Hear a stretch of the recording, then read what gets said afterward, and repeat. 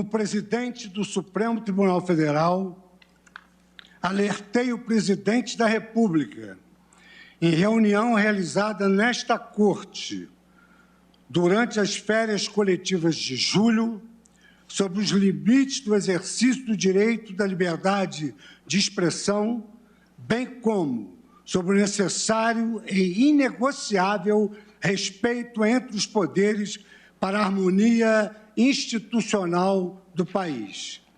Contudo, como tem noticiado a imprensa brasileira nos últimos dias, o presidente da República tem reiterado ofensas e ataques de inverdades a integrantes desta Corte, em especial os ministros Luiz Roberto Barroso e Alexandre de Moraes, sendo certo que, quando se atinge um dos integrantes, se atinge a Corte por inteiro. Além disso, Sua Excelência mantém a divulgação de interpretações equivocadas de decisões do plenário, bem como insiste em colocar sob suspeição a rigidez do processo eleitoral brasileiro. Diante dessas circunstâncias, o Supremo Tribunal Federal informa que está cancelada a reunião outrora anunciada entre os chefes de poder, entre eles o presidente da República. O pressuposto do diálogo entre os poderes é o respeito mútuo entre as instituições e seus integrantes. Como afirmei em pronunciamento por ocasião da abertura das atividades jurisdicionais deste semestre, diálogo eficiente pressupõe compromisso permanente com as próprias palavras, o que, infelizmente, não temos visto no cenário atual.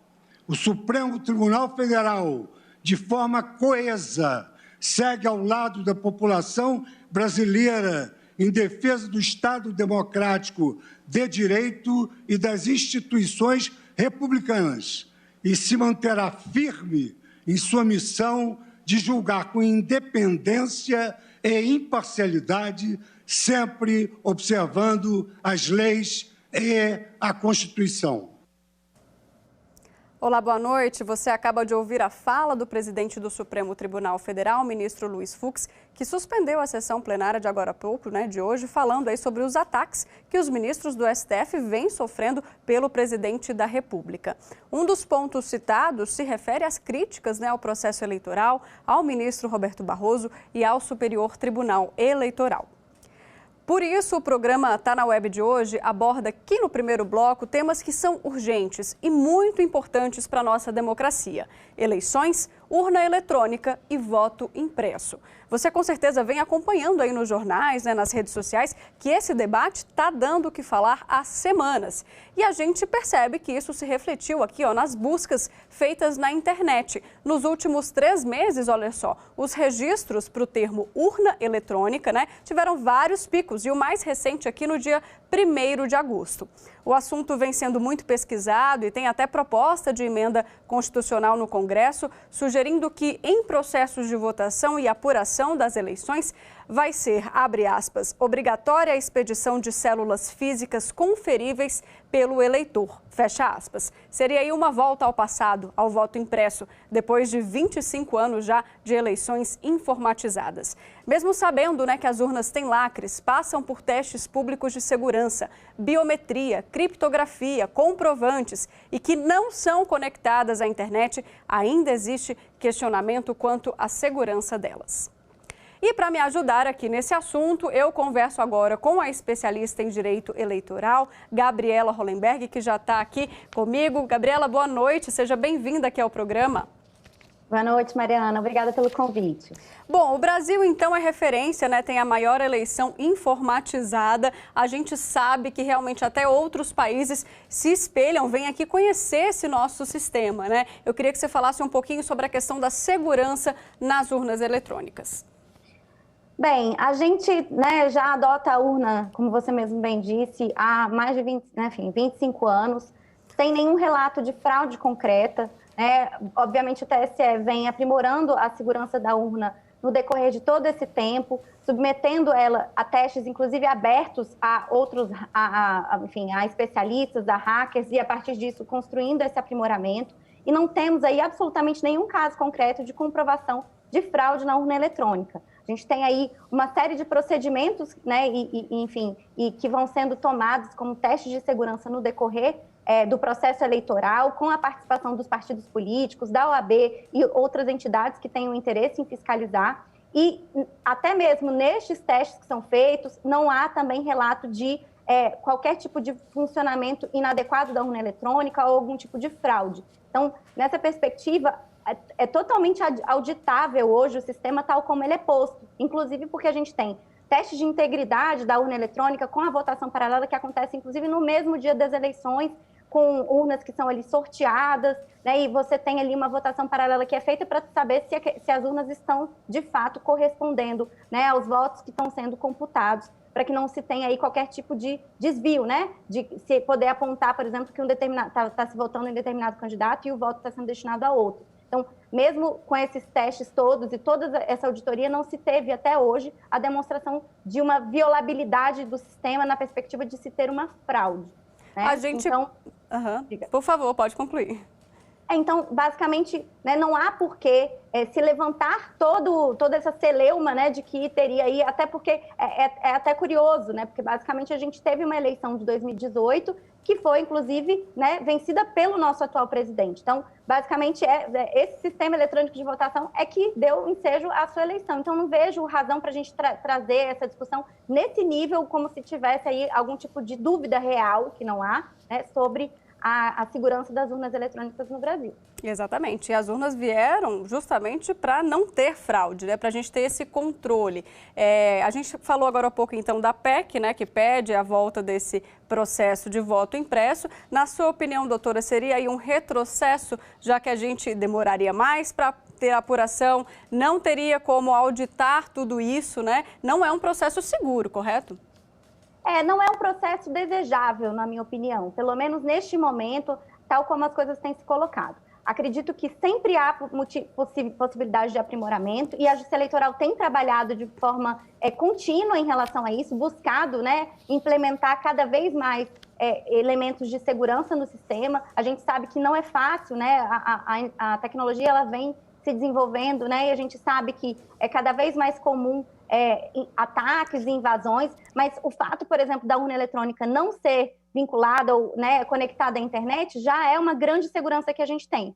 Para além disso, nós temos ali uma lacração do sistema, né? Quando se faz ali a finalização do sistema que vai ser inserido na urna eletrônica, se tem a lacração desse sistema com a indicação de que qualquer tipo de funcionamento anormal ou invasão, que o sistema se trava, ou seja, que ele não roda.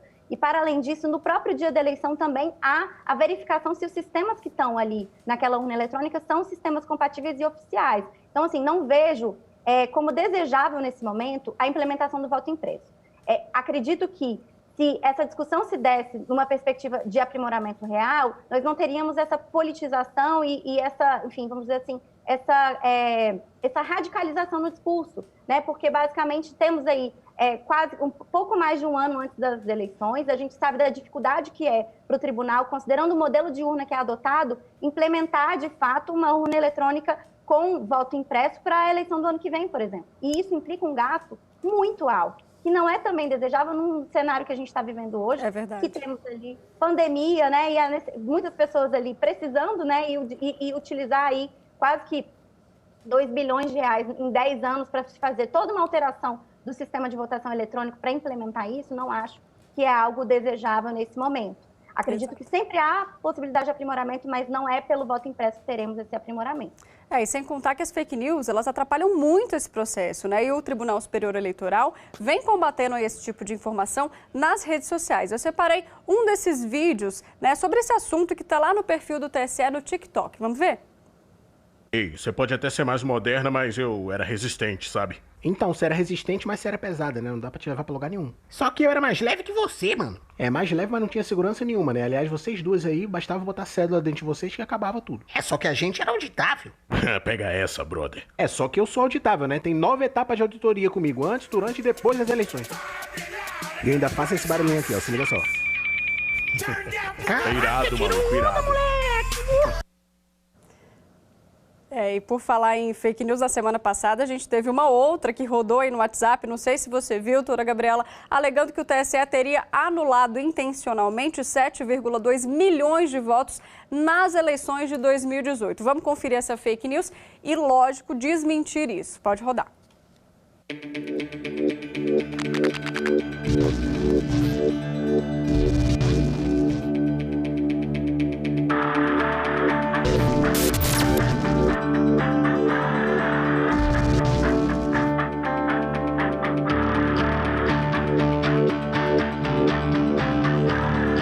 As eleições de 2018 no Brasil tiveram 7,2 milhões de votos nulos.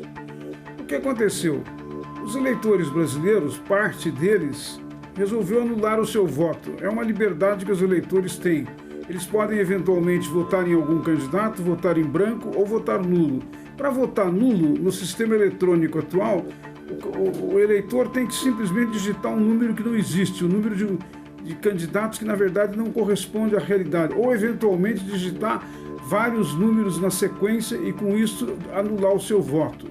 Foi exatamente o que aconteceu em 2018 e a totalização desses 7,2 milhões de votos ocorreu no conjunto dos resultados da eleição. Às vezes houve uma certa dúvida sobre o que isso significaria. É interessante e é preciso ter muita clareza de que somente o eleitor brasileiro pode anular o seu voto. Ninguém pode interferir. Não há essa possibilidade na urna eletrônica. E foi isso que ocorreu em 2018.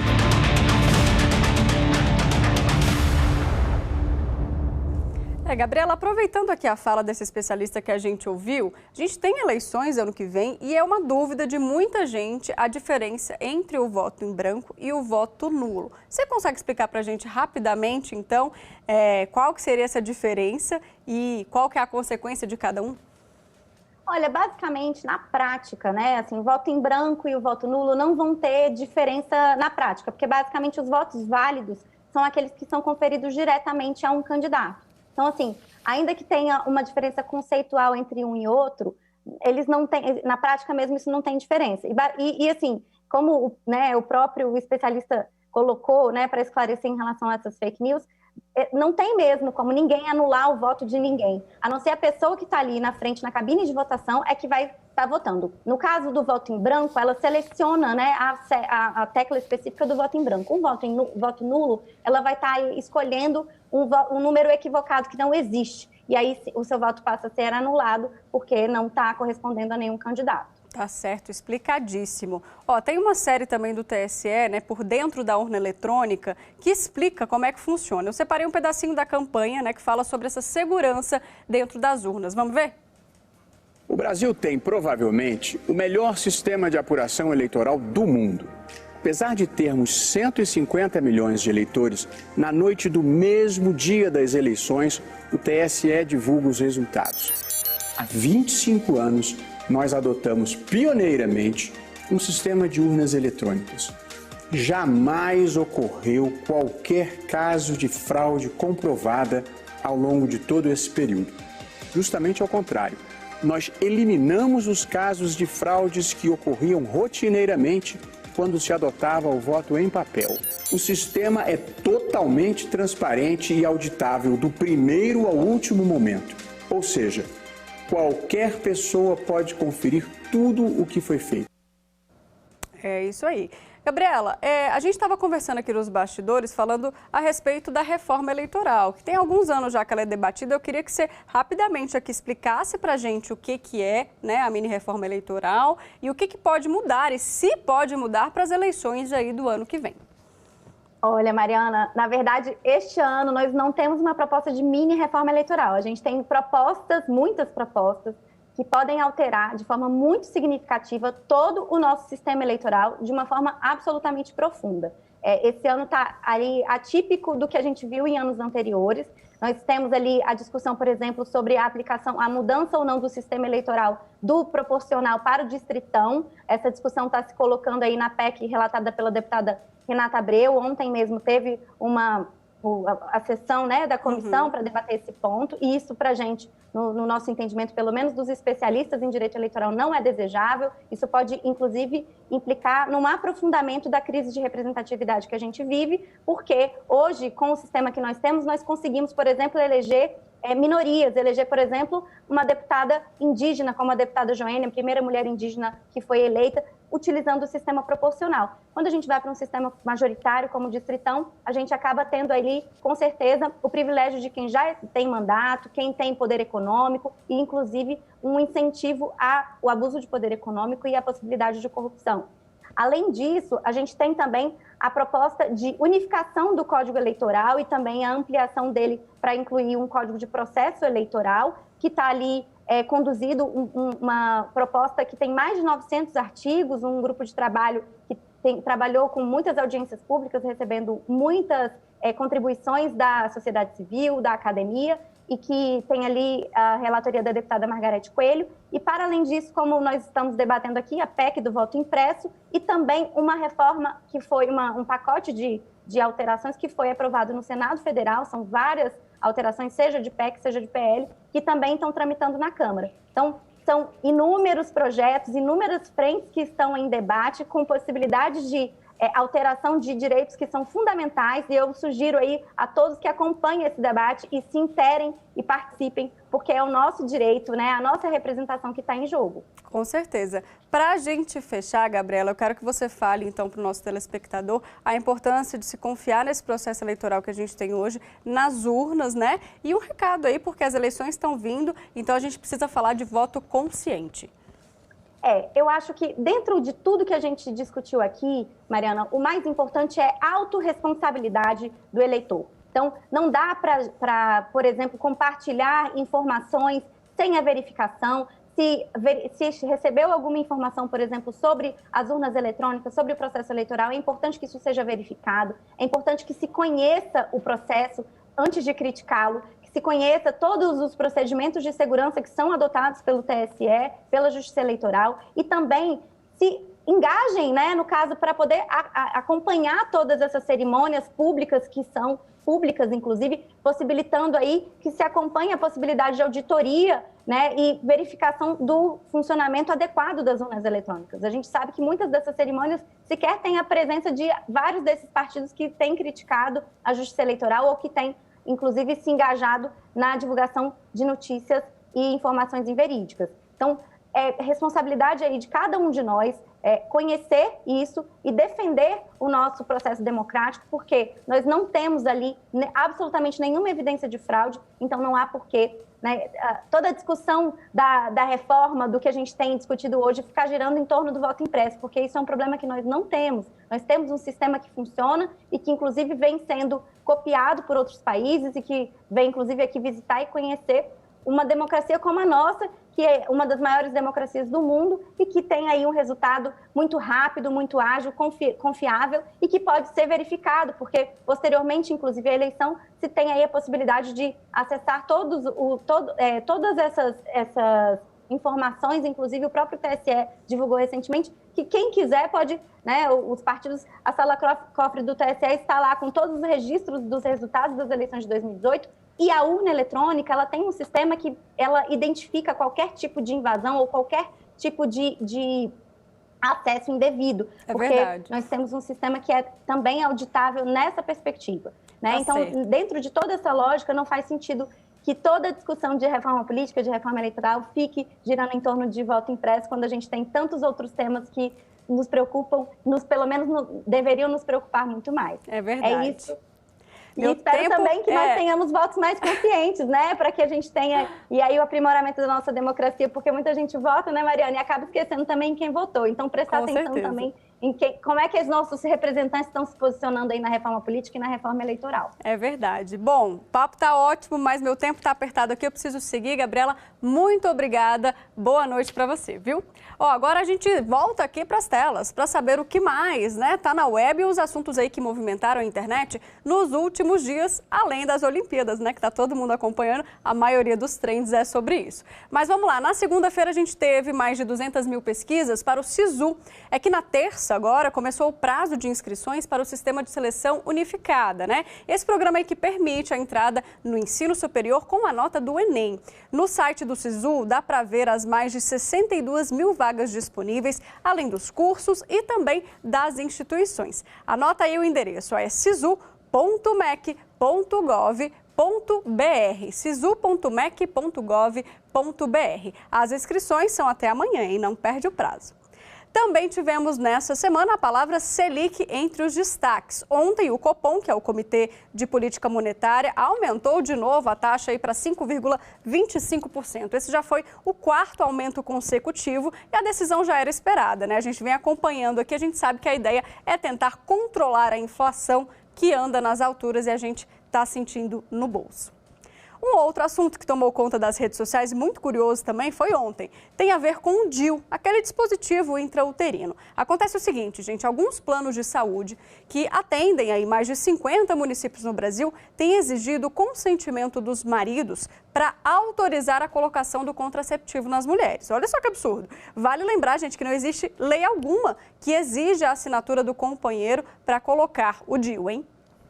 A gente vai agora então para um rápido intervalo bem rápido. Te espero no próximo bloco.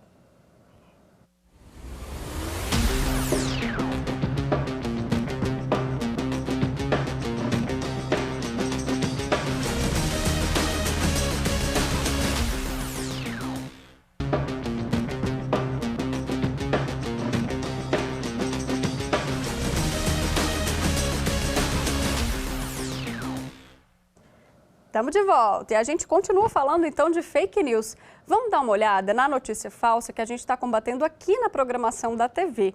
E essa não tem a ver com vacina e nem com eleição. Olha só o quão longe as fake news foram.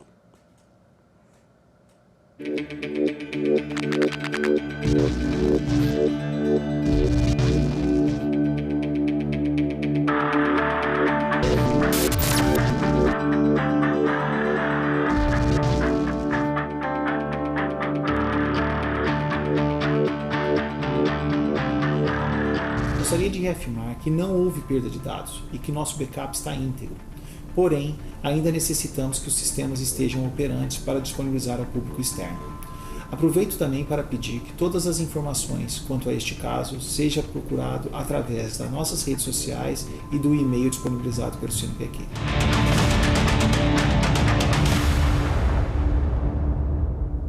E já no Instagram da TV Justiça, temos uma notícia falsa, né, que a gente desmentiu, que é relacionada às vacinas. Se você não segue a gente por lá, já aproveita para abrir o Instagram, é TV Justiça Oficial. Vamos aqui então para a informação. Era fake a notícia que circulou nas redes sociais, dizendo que imagens feitas em microscópio provam alterações nas células sanguíneas após a vacina contra a Covid-19.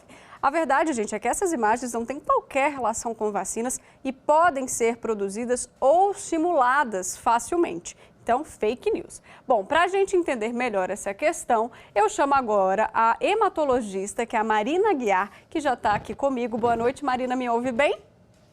Boa noite, eu ouço sim.